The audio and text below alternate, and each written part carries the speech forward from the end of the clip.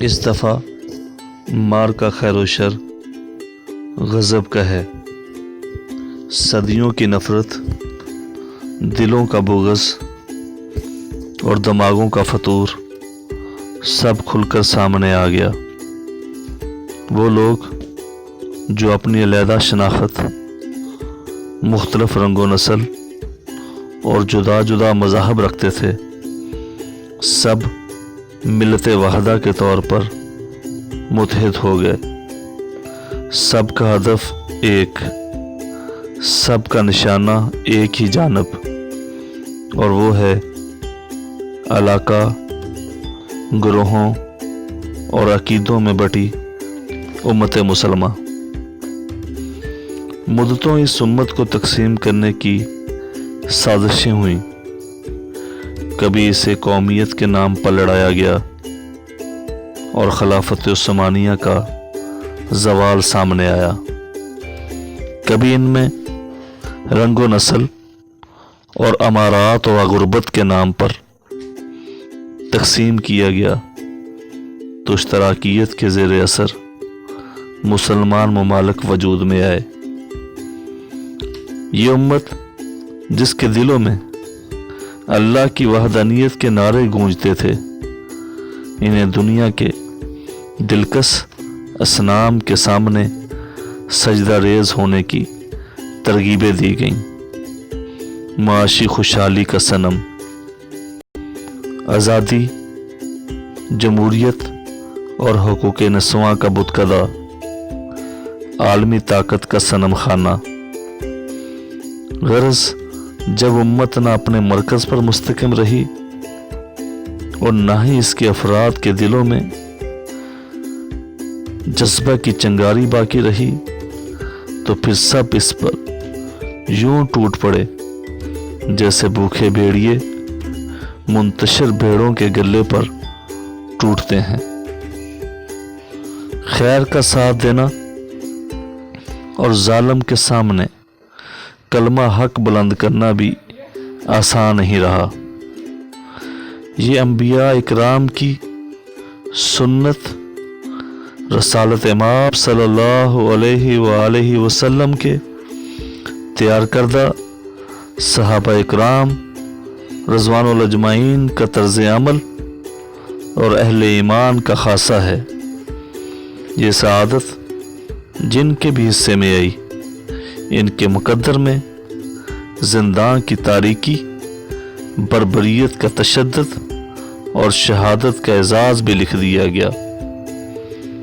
قید خانوں کا سفر نیا نہیں ہے، حق کی آواز پر لبیک کہنے والوں کا یہ ازل سے مقدر ہے، اور گوانتو نامو بے اور شبرگان دور حاضر کے نمونے۔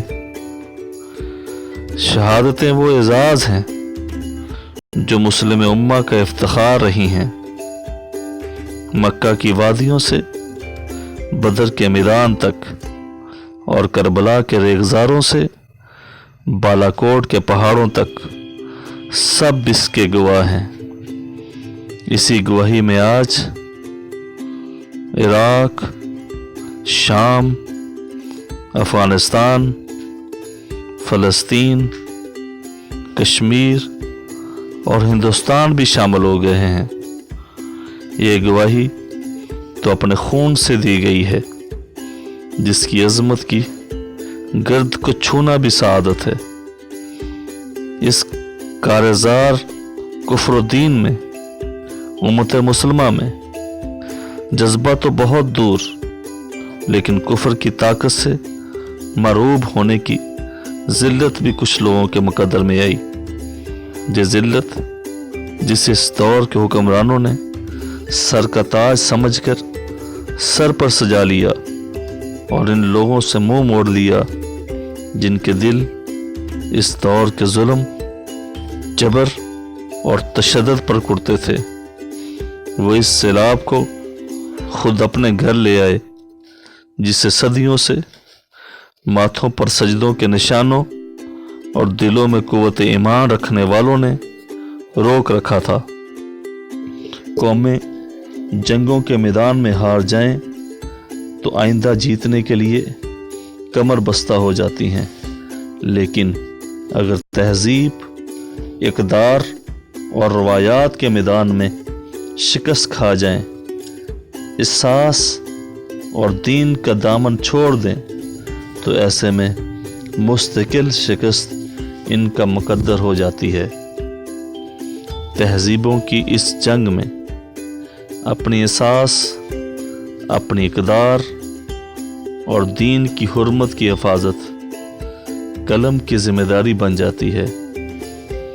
تحریر کا شعلہ ہی ان تمام اقدار کو جلا کر خاکستر کرتا ہے، طوفان کا پتہ دیتا ہے، دشمن کی خبر دیتا ہے، اور یہ اللہ کا خاص فضل اور کرم اور مہربانی ہوتی ہے کہ کس کو یہ توفیق عطا کر دے۔ میں پوری زندگی رب کبریا کے سامنے سجدہ شکر میں پڑا رہوں تو شاید یہ حق ادا نہ ہو سکے کہ اس نے مجھے زندان کی قید و بند میں پابند سلاسل ہوئے ایسے وقت میں لکھنے کی توفیق دی جب چاروں جانب باطل کی یلغار تھی، سازشوں کے جال تھے، امت مسلمہ پر حملے تھے۔ یہ میری تحریر نہیں، المیہ کی لمحہ بلمحہ روداد ہے۔ وہ دکھ کے آنسو ہیں جو میری آنکھ سے ٹپکے، وہ خون جگر کے قطرے ہیں جو قلم نے تحریر کیے۔ انہیں پڑھتے ہوئے اگر آپ کو کبھی یا کسی وقت اپنی امت کے لٹنے کا احساس ہو اور دل میں ایمان کی تڑپ جاگے تو میرے لیے دعا ضرور کیجیے گا کہ شاید اس دنیا میں میرے جیسا گنہگار سب سے زیادہ آپ کی دعا کا طلبگار اور مستحق ہے۔